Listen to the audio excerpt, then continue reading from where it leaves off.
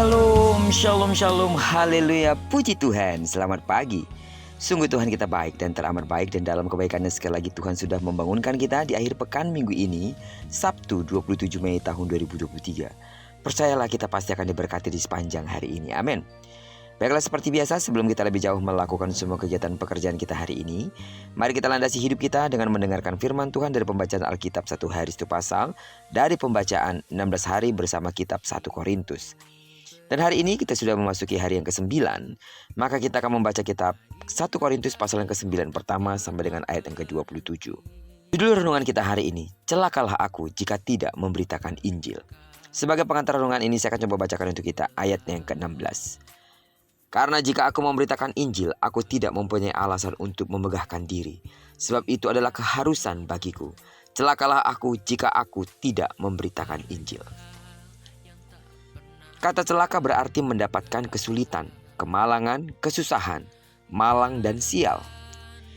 Keadaan ini pasti menimpa seseorang ketika melaksanakan sesuatu. Itulah sebabnya keadaan celaka selalu dihindari orang.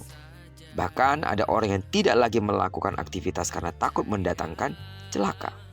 Dengan kata lain, celaka tidak diinginkan oleh semua orang. Keadaan celaka banyak penyebabnya dan bisa terjadi di mana saja, kapan saja, dan bisa terjadi kepada siapa saja. Celaka bisa terjadi ketika kita melakukan hal baik, apalagi ketika melakukan hal buruk. Semua tindakan kita dapat mengakibatkan celaka, apalagi jika kita bertindak tidak hati-hati. Dalam pelayanan gereja, celaka pun bisa terjadi. Tapi celaka yang dikatakan dalam Alkitab bukan saja ketika kita melakukan sesuatu yang mempunyai risiko celaka. Ternyata tidak melakukan sesuatu pun dapat berisiko celaka, bahkan kematian. Hal ini terlihat dari ungkapan Paulus ketika mengatakan bahwa tidak ada alasan baginya untuk memegahkan diri saat memberitakan Injil, karena itu adalah tugasnya. Oleh sebab itu Paulus menegaskan bahwa kalau dia tidak melaksanakan tugas pekabaran Injil, ia akan celaka. Ungkapan celakalah aku memberikan arti bahwa Paulus sangat sadar bahwa ia akan mendapat celaka atau celaka akan menimpanya jika ia tidak memberitakan Injil. Injil baginya adalah berita yang sangat berharga dan ia dipanggil untuk memberitakan Injil. Bagi Paulus, Injil adalah kekuatan Allah yang menyelamatkan. Oleh sebab itu, Injil harus diberitakan dimanapun, kapanpun, bagaimanapun, dan kepada siapapun. Paulus sadar bahwa jika ia tidak memberitakan Injil, ia akan celaka karena kepadanya lah tugas tanggung jawab itu dipercayakan Tuhan. Sedang jemaat Tuhan, dari renungan kita pada pagi hari ini, kita mendapati bahwa sebagai keluarga Kristen, kita adalah orang-orang yang telah diselamatkan Allah dalam Yesus Kristus. Kita telah diselamatkan melalui Injil yang telah diberitakan oleh gereja Tuhan. Dengan Injil yang telah tertabur oleh pertolongan Roh Kudus, kita mengetahui dan mengimani bahwa keselamatan hanya ada pada Yesus Kristus. Oleh sebab itu, sebagai keluarga yang telah diselamatkan, kita tidak boleh berdiam diri saja.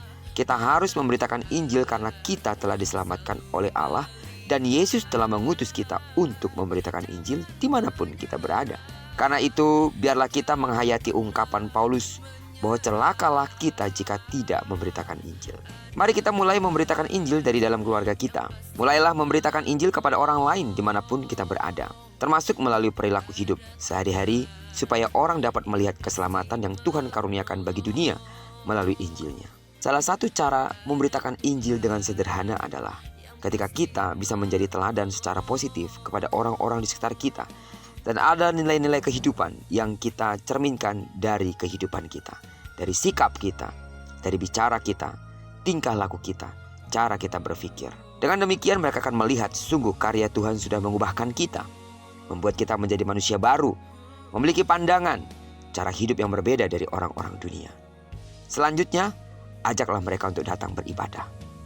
Bawa mereka ke gereja, agar mereka dapat berjumpa dengan sesama tubuh Kristus, yang dapat saling menguatkan, saling membangun. Terlebih ketika beribadah di gereja, mereka akan mendengarkan firman Tuhan, menikmati hadirat Tuhan. Dia bertumbuh di dalam Tuhan, kuat di dalam Tuhan, dan kita pun semakin kuat di dalam Tuhan.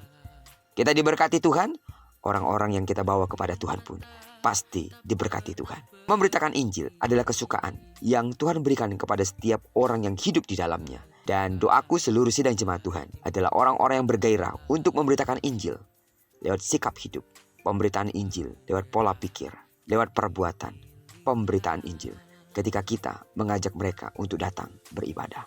Sekali lagi doaku bagi seluruh sidang jemaat Tuhan, kasih karunia Allah melimpah di dalam hidupmu, otoritas sorgawi ada padamu, Sehingga ketika kita berbicara tentang Injil Yesus Kristus kepada setiap orang yang ada di sekitar kita, maka mereka akan melihat kemuliaan Allah. Dan akhirnya mereka memutuskan diri untuk bersama-sama dengan kita memuliakan Allah. Terpujilah nama Tuhan. Kiranya perenungan kita pada pagi hari ini mengingatkan kita hal yang penting yang harus kita lakukan sebagai orang-orang yang telah menerima mandat dari Kristus, yaitu memberitakan Injil kepada siapa saja. Diberkatilah kita di sepanjang hari ini, digenapi firman yang telah berjanji bahwa apa yang dikerjakan tangan kanan dan tangan kiri kita dibuatnya berhasil. Kemanapun kaki kanan dan kaki kiri mau melangkah sepanjang hari ini, di sana pasti kemuliaan Tuhan akan dinyatakan. Diberkatilah kita bersama dengan orang-orang yang kita kasihi, serta bersama dengan orang-orang yang kita cintai dimanapun mereka berada. Terpujilah nama Tuhan. Shalom.